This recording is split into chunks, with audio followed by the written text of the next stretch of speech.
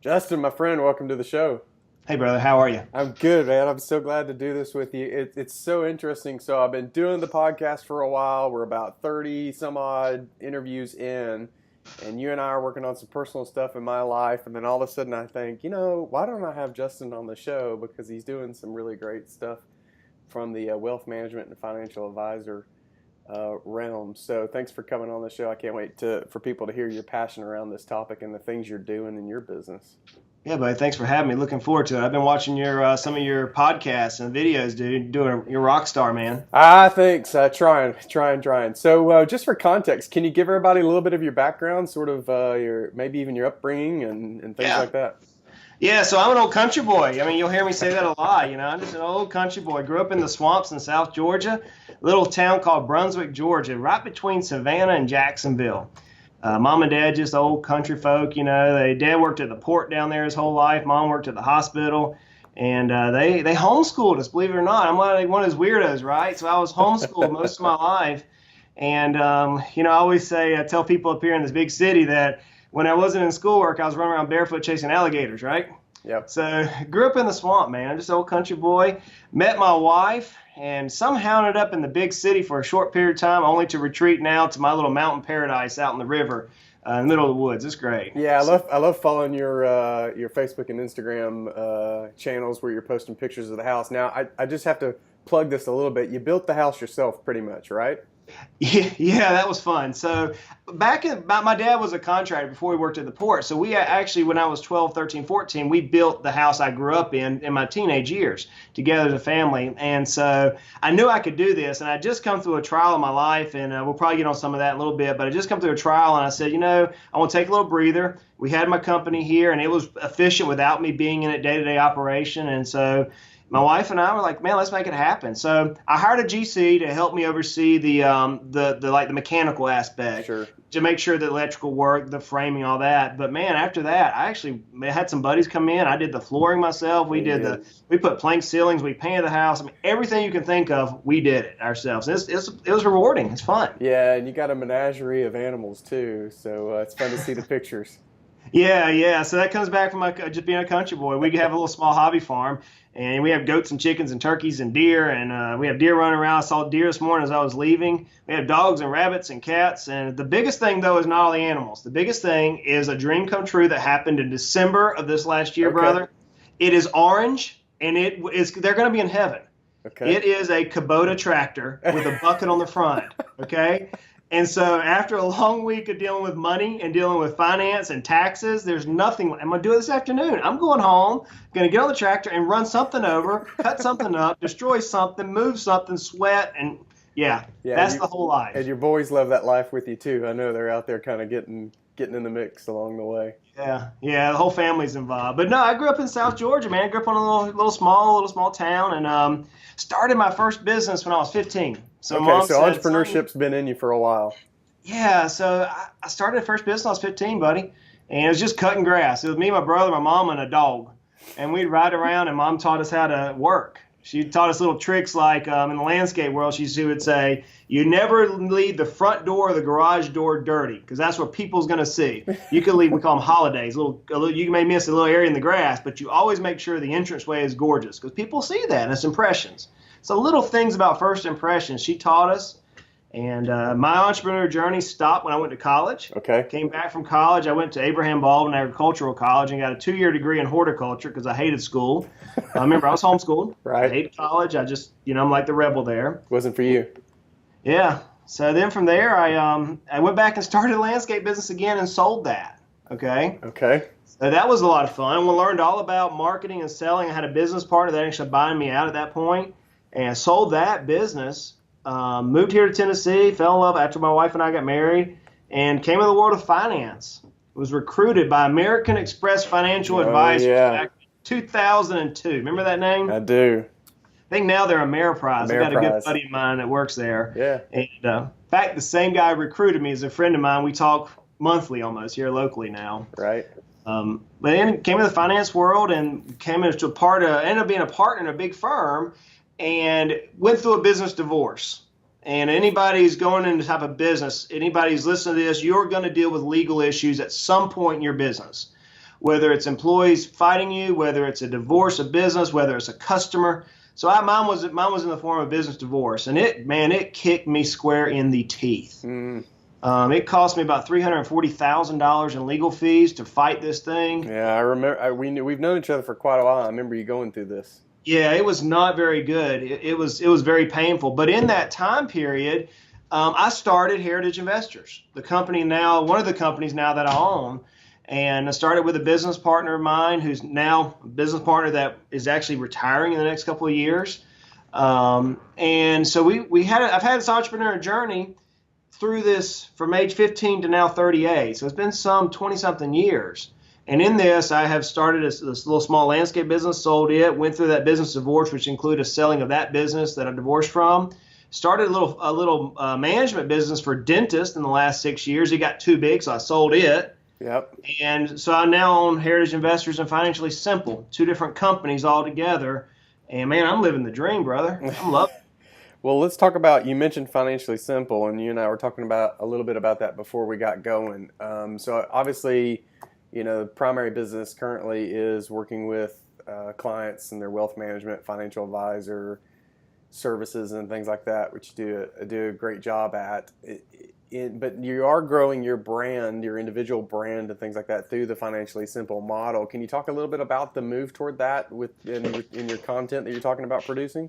Yeah, so I had, like we talked about, I have two companies, Heritage Investors. So let me first talk about it so I can outline answer that question. Heritage Investors is a wealth management firm. And the way I view wealth management is a little different than what maybe many people would automatically assume. I don't view wealth management as stocks and bonds. And the reason why I say that is because I'm a business owner with a multi-million-dollar net worth, and my net worth is not comprised of stocks and bonds. It's comprised of rental properties, business ownership, residual-based income, and I do have some investments, okay? So I view wealth management as taking somebody's net worth from wherever they're at today and moving it to where they want to be. And it's not necessarily the pitch of, I have this stock or I have this bond or mutual fund or annuity or whatever that I want to sell you, okay?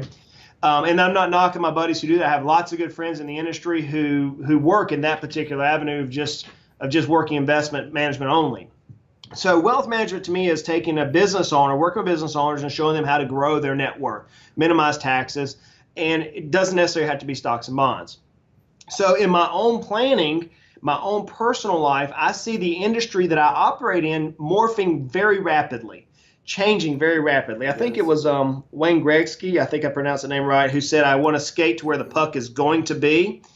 So I see my wealth management world changing in the fact that you're not going to have advisors pick out stocks and bonds like we had the last 20 years. That's my belief. I could be wrong, but that's my belief.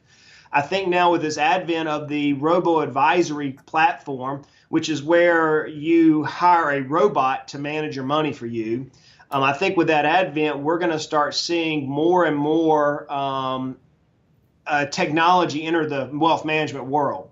So I wanted to get out in front of that puck, so to speak. I wanted to get out in front of it and realize that money management is really a commodity. It really is. It's the overall holistic view about how do you move all the different facets of a life around to maximize net worth, which is you cannot commoditize, in my belief. I think you're going to always have an expert. So out of that vision, or if you will, now the morphing in the industry, I started a company called Financially Simple. And the idea behind Financially Simple was to break down complex financial strategies for the average Joe, my family, who are not multimillionaires, mom and pops, for them to understand here is a very complicated strategy, and let's break it down to where I speak like I'm from South Georgia versus some big wig in a suit, right? So, and what's happened with that particular business is it has now flourished. It has now led to me being able to write for some very large names. So right now I write for Forbes as a contributor. So one of my family always said, well, you're like the dirt road contributor, right? I grew up on a dirt road, I live on a dirt road, and probably no other person who writes for Forbes grew up or live on a dirt road right now, right? So, but I write for Forbes. I mean, that's cool. Right. And now I'm writing for Kiplinger. And I mean, that's one of the magazines that I read. And now to see my name come in there, it's like, holy cow. And it's all because that forever the wealth management world have like put on these suit and ties and come in with this attitude like we have the answers, we know what's right for you. Hey, beholden to us, listen to us, give us your money, and just trust us. And I just don't believe that's right. I believe that everybody needs to be educated, and the more educated we are about finance, about taxes, about inflation, about rates of returns, about asset classes, about how to grow a business, the more that we know these things ourselves, the more we actually trust more the professionals. Yeah, so the content strategy is really largely to do education, and then you feel that turns into trust, which then leads to more business and opportunities. I believe so. It's kind of working that way. The other part of that avenue, though, Jonathan, is that I'm 38. I don't want to be working, and I've got some awesome clients. I have some of the best clients in the world, but I don't want to have to get up every morning the rest of my life and fulfill a 9-to-5 job. Right. So to me, it's also an exit out of my practice. Maybe not to the point where I'll sell it. Maybe I say, okay, here are 50 clients I'll forever work with that are close family and friends, or the clients who helped me get to this point today. Maybe I'll take those and build heritage investors out and hire other advisors to now start handle the growth. But then Financially Simple can be my exit to where if I want to go to the beach, I can sit on the beach and write a blog post, right? Or if I want to go, if someone wants to hire me, like this last 2 weeks ago, I was asked to come be a keynote speaker in Phoenix. So I went out to Phoenix, had a nice little trip. Eventually, I'll take my wife with me. My kids will be out of the house. So I view it as like an exit, if you will, into a quasi-residual-based income life about 10, 15 years from now. Yeah, that's awesome to hear. I think that's a good place for people to take note that are reading, because there's a lot of activity, a lot of business models out there that make good for good businesses, but they don't necessarily lead to. So, Justin, that leads me to a question I just thought about. So is that just a lot of lifestyle design from your perspective too? Ask that a different way so I can make sure I answer your question right. Yeah, sure. So I'm just thinking, I mean, you've been working hard for a long time now, but growing your businesses and selling some and starting other ones and things like that too. But is that a deliberate choice, as you said, to sort of start taking a look at down the road, being able to maybe back off that throttle a little bit and have a business model that doesn't require you just to keep it rolling all the time? Yeah, so that's what I thought you asked. To me, residual-based income, to me, it makes the most sense, and that's whenever I'm valuing businesses to sell. So I often do with what's called a tenant-out strategy, where I have business owners who are like me. They're 20 years or 30 years in the business. Maybe they're not 38, maybe they're 58, and they're like, dude, I want to create a residual-based strategy or retire, right? To me, I don't see the word retirement in my vocabulary. I think I'll forever be doing something. I love working. It just maybe goes back to grass cutting days. I don't know, but I love working. So for me, what I look at it is if I can build heritage investors, my wealth management company, to where it's self-sufficient without me or my expertise here. And there's many people who've done this, right? Sure. So if I can build that company, so be it. And I want to be able to provide a good quality and good service to the clientele there. But then my personal life, I don't want to be holding to myself, the man, the rest of my life. I don't want to, even though I like getting up at 5 a.m. and I like working until 11 o'clock at night sometimes, I like to go hunting and fishing, brother. I want to get in a boat. I want to get in the tree stand and turn the phone off and enjoy what God's given us, So absolutely. I see that in the next 20 years, I'm morphing my lifestyle due to the content marketing of Financially Simple to where I can touch more people with a broader based, simple message. I like that idea. I can impact more lives. I believe we all have a certain amount of influence. We should use that to maximum capacity. So I believe that will allow that. And then it is a lifestyle choice. It's a lifestyle choice to where I don't want to retire at age 60 and die at age 65. Okay. My dad had that happen. I don't want to deal with that, buddy. Yep. I want to be able to enjoy my family, my friends, the ministry that the Lord's given me. I want to be able to use all those things in my lifetime and not be beholden to a business. You probably said it on your show, we often work in the business versus working on the business. Mm-hmm. I'm at the point in my life now where I can work on the business. All right. So when I built the house, That was a test. And the business grew while I was out of the office literally for about 3 months. I did not step foot behind my desk. The business grew. And so I was able to see that all this 20-something years now of learning and studying business is effective. And now let's take that, let's propagate that to other people, let them show how to do the same thing so that we don't retire broke. Right. Or if we do retire, we can retire with residual-based income, or we don't have to retire. We may work to we're 150 years old doing what we love, and it's not a job. Right. So before we got started, you talked a little bit about how people are just not willing to talk about money. Could you go back into that a little bit for the audience to hear? And I know it ties back into what you're doing with Financially Simple. Yeah, so there was a study done, and I can't remember off the top of my head where the study was done, Jonathan. I want to say Vanguard, but I may be wrong. Anyways, it talked about money being, the quote was, the last taboo. So today, in the United States at least, based on the study, we as citizens of our country would rather talk about drugs, sex, rock and roll, which of course we all like that. We'd rather talk about politics.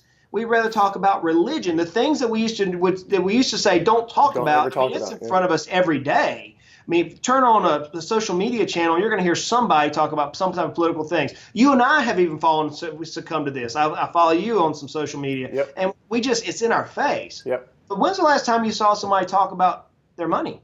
Right. It just doesn't happen.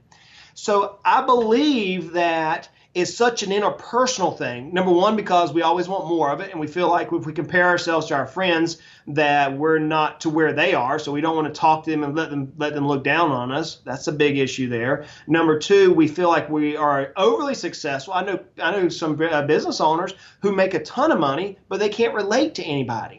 They can't talk to the people who aren't business owners because they think they're just bragging at that point. They can't talk to their family because their family says, well, you're just that rich business owner who wants to, So there's not really a good median, if you will, to talk about finance.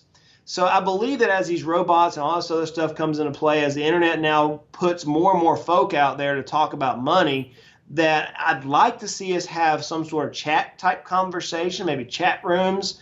But then you got the government involved, So the taboo of money to me is one that can cause problems if we don't talk about it. And so that's the whole idea behind Financially Simple was to every day I write blog posts, every day I'm doing recordings, every day I'm doing something to share some sort of content about money just to trigger a thought and to, hey, talk to your buddies about this, talk to your friends about this, So it's the last taboo. I really believe that. Yeah, I think you're right. I think it's hard. I know it's easy for us to talk about it with a trusted advisor, but with other people, most people won't. If they do discuss it, they're lying about it, about how much they have, and so they're not willing to be utterly transparent about it. Well, even on the trusted advisor thing, Jonathan, it's amazing to me. Most financial people that I know, they'll have a minimum. Like you got to have $250,000. You have to have $500,000. If that's the case, I couldn't be my own client, right? Forget that my net worth's, nice. I couldn't be my own client because I don't have that much assets as far as liquid assets, stocks, and bonds. Right. So the problem, I think, is the industry as a whole has failed people too. Because I have many clients. I have a client that has a $22 million a year gross revenue business. I mean, tons of money coming in. He has less than $100,000 in stocks and bonds. Now, we're trying to remedy that, right? But he couldn't be anybody's client for the overall industry, if you will. So I think even the industry has failed us, right? Yeah. And so to me, Financially Simple, Heritage Investors, the idea behind it is, man, I just want to be able to work with mom and pops. I want to be able to work with those individuals who have sacrificed all they can to grow a business, to raise a family, to get on the tractor on Friday afternoons. And if they're worth $25 million, so be it. If they're worth 100, I met someone the other day worth $1.4 billion. She said, Justin, can you help me? Because they even at that point, they don't trust people. I don't trust people, know? Sure. So I just think money's the taboo, buddy. We just got to overcome it. You got to find somebody you can trust that you can help walk through this journey with. Yeah, for sure. Well, you talked a little bit about working with business owners, and I know some of the content you're going to produce is around the idea, and I think you've mentioned it once or twice, the growing and selling a business. Can you take a few minutes and maybe just give people a little taste of what you're going to be talking about and some of the tips? Yeah, sure. So we have a blog called Financially Simple, hence the name Financially Simple. So I have a couple of books that are ready to go to press right now for business owners. So the first one is how to help young entrepreneurial doctors buy a practice and grow a practice. So those should be your dentist, your vet, your optometrist, etc. I have one for the young business owner that's coming out to help start a business and grow a business. I've started now, this is 4 businesses I've started, and I just love the startup phase. I actually read something from Jack Welch, which is an interesting statement. He said, growing a business is easy. Starting a business is impossible. And Sure. so those of us who started a business, one, it's like, holy Batman, how do I deal with this? Now that it's like 2 or 3, it's like, well, it's not that bad to start a business. You just have to know how to do it. So I have that going out. I have a cool one on how to create a business plan coming up. The SBA does a great job. The Small Business Association does a great job on it on a macro level. But even on my side, I'm trying to figure out how to use their content to work in my businesses. And so I created one on how to start up a business, build a business plan.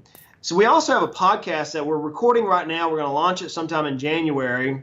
We have a podcast coming out, and the first 40 episodes we'll have ready back to back for 40 episodes. And that's going to be for those individuals, and I see a lot of them right now, who I call 10 and out. In other words, they want 10 years just to bust it, man. Grab the bull by the horns, just wear him down, right? And then get out of it in 10 years.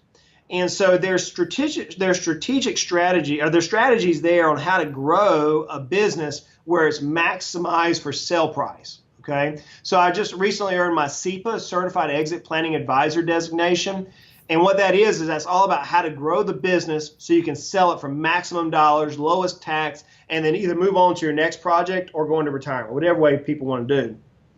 So I've got 40 episodes coming out in January on that. And then the goal is that we're going to do 2 episodes a week. And it may be like, with what you're doing here, it may be, here's how you fund a startup, and here's all the various angles, and I'll deal with that on a technical level for probably 30 minutes or so, and then hire an expert like you in to say, okay, Jonathan, walk me through all what you see on how to fund a business, and have the expert that kind of comes behind what I'm saying so you have double different approach from it.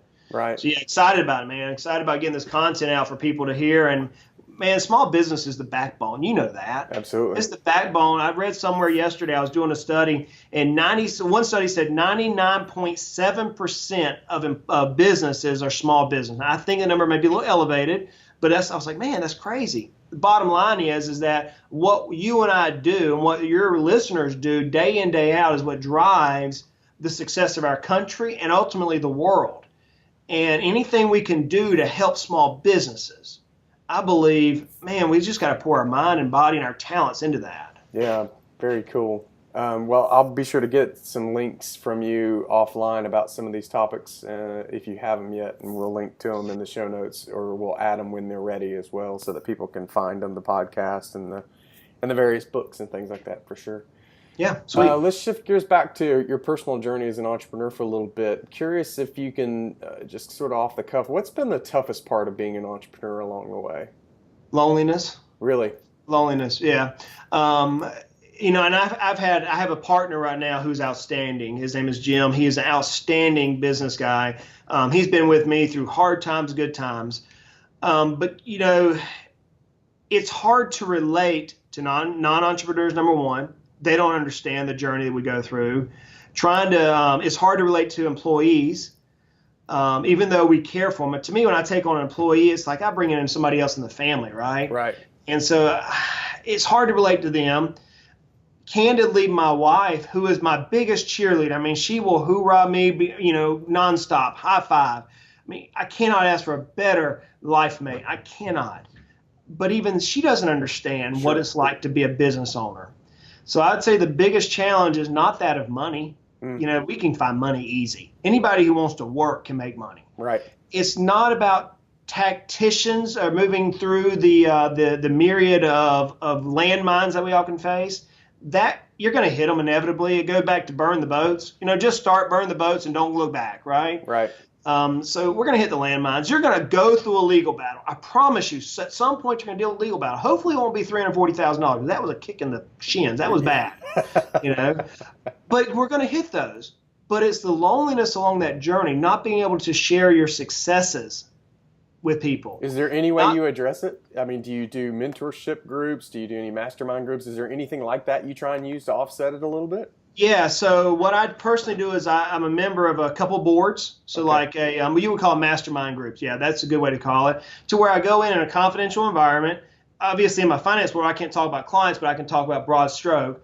So I go in and talk about business, and I have a board of advisors also that I work with, that I get together quarterly with them, and they look at my business. They give me insight into that. Yep. I have some really good business friends, some friends that know probably more than they should, candidly. Sure. But they keep me from going insane, you know. And then, buddy, you got to unplug. I shot an Instagram a video one day. I was sitting on the porch at 9 a.m. on a Friday. I'm like, I'm out. I'm done. You got to unplug. So the tractor's coming. So mine for me is November. So from November 1st to the third week of November, it is the peak of the deer season. It's the rut. So I literally turn my phone off, and I sit in a tree stand with my little boy or my little girl, my wife sometimes, and we just sit there and we watch everything God's created. We watch deer run around, fox, coyotes, and it just lets me, kind of decompress. I'm very introverted, believe it or not. You probably didn't know that. I'm extremely introverted. You're a situational extrovert. Yeah, so I have to kind of pull back a little bit, and just take care of myself. So that's how I unplug. But yeah, loneliness, man, it's the number one. What's been the easiest part of being an entrepreneur? Oh, that's a great question. Or is there an easy part? Vision casting for me has been easy. Yeah, you seem to do a real good job, and I think that might be something we share in common, and why I think at least I've always been drawn to you a little bit, because I've always been told by my mentors that's my thing too, is this high-level strategy, vision casting. Yeah. I may not be the detail guy sometimes, but I do that. So you think that's been easy? You mean just in sort of being able to look out that 10 plus that you talk about, or? Yeah, so I've always said, my mom taught me this saying years ago, and I think it was Charlie Tremendous Jones who originally stated this, and it says, where you'll be 5 years from now is determined by the books you read and the people you associate. She'd always say hang around with, right? That's the way we'd say it in South Georgia. The people you hang around with today. There's also been other studies that says that your net worth will be the average of your 5 closest friends. There's been studies like that comes out. So I've always had that in the back of my head. The other statement that my mom taught me when I was about 17 was Sam Walton, and I've never forgotten this. And if any entrepreneur can grasp this statement, success will come. And what Sam Walton, which was the founder of Walmart, for those who don't know, he made this statement. He said, if you market to the masses, the mass population, you will live in the classes. But if you market to the classes, you're just like everybody else and you're going to live in the masses. Okay? Interesting. So to me, I've set back from a young age saying, how do I market to the masses? And where do I want to be in 5 years? And it's been ingrained in me from a young age that, 5 years from now, I'm already thinking about 10 years from now. And obviously that road is not going to land where I want it to be, right? Inevitably, if I get in the car today in Knoxville, Tennessee, and I drive to San Francisco, California, inevitably there's going to be a car wreck. There's going to be a moose in the road. If I go through some areas, there's going to be potholes, construction, and I'm going to have to detour some way around that. So, but vision casting, no, I want to drive from Knoxville to San Francisco. I have that vision. Everything else will work its way out. Right. So the easiest thing to me is saying, I want to be there. Now let's figure out how to get there. Sure. Right? Yeah. Good stuff. Well, I think that's an awesome place to stop. Been a lot of information. I've been making notes like crazy, and we'll include them in the details. So if someone wants to connect with you, I know some of the content you're preparing isn't quite ready yet, but if they wanted to connect, is there a couple places? I know you've mentioned the FinanciallySimple.com URL for that. Yeah, so I'm everywhere. You can find me. I'm on Twitter at jgbread. I'm on LinkedIn, Facebook, Instagram. We have Pinterest coming out, Google Plus. I mean, you can find me. Just Google my name, right? All right. You can find me pretty easy. Check out Financially Simple. We've got a YouTube channel. Shoot a video, professionally made video every week, answering various tough questions as best I can. If somebody has a question, if they want to have me address a particular hard question and I want me to shoot a video or put a blog, drop me an email or whatever. Drop me something somewhere, and I'll make it happen. That's great, man. Well, I appreciate you being on the show. Lots of really good takeaways. We'll have to have you back and dig a little deeper into the grow and sell your business content after it comes out. Yeah, man, we'll make it happen. Hey, thank you for having me. I appreciate it. My pleasure. Enjoyed it. All right, buddy. Take care.